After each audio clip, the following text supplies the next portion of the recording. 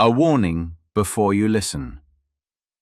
What you are about to hear is not meant for children, nor for the faint of heart. This is an unfiltered retelling of ancient myths, told as they were born, raw, violent, unsoftened.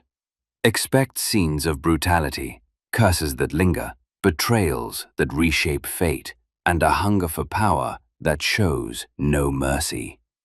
These myths were never meant to lull children to sleep. They were forged in blood, shadow, and fire.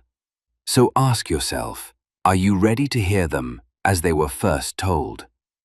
Sources and references can be found in the episode description.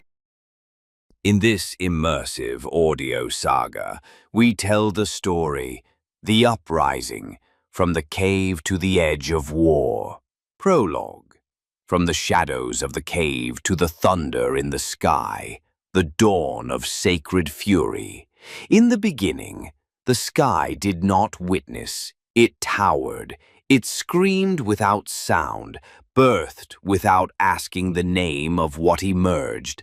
And deep below, where the cave held nothing but the echo of something slaughtered, he was there. Not as a child awaiting a mother's warmth, but as a curse, ripening, pulsing, waiting, silent, starving, not dreaming of milk, but of blood. There was no sun, no voice of a mother, no scent but rot. In that suffocating dark, innocence was not lost, it was buried, and time itself coiled around his body like a rope, not meant to hang him, but to teach him. Zeus? No one ever whispered that name. No one taught him words. He carved his own language from the friction of lightning grinding through the dark. He did not leave the cave. He tore himself from it, the way a blade is pulled from raw flesh. He didn't walk the mountain. He made it move beneath the weight of his will. He knew. Light isn't granted. It's taken. The stones beneath his feet whispered, "You are no one's son. You are regret, walking." The wind laughed. "If you are a god, prove it, not by prayer, but by ruin."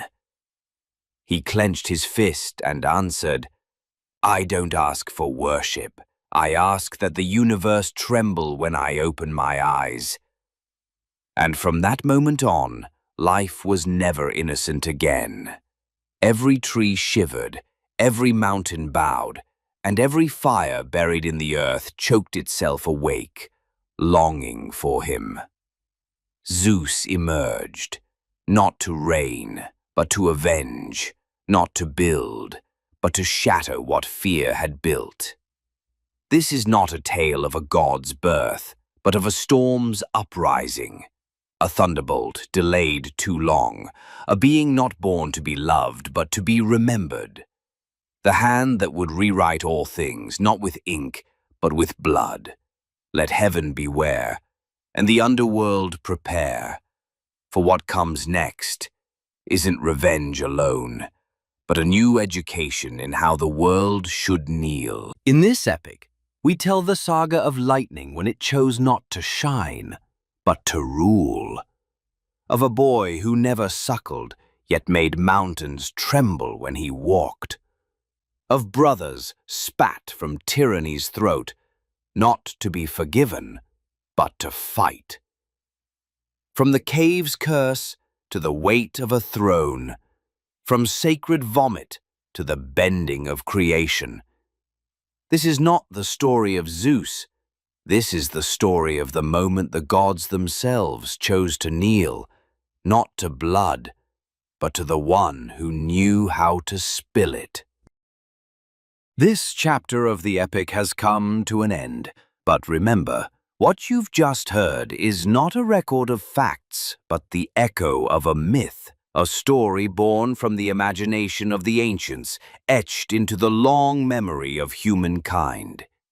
If this tale stirred something in you, if it opened a door to reflection or wonder, Don't forget to support the channel and share the journey with those you love.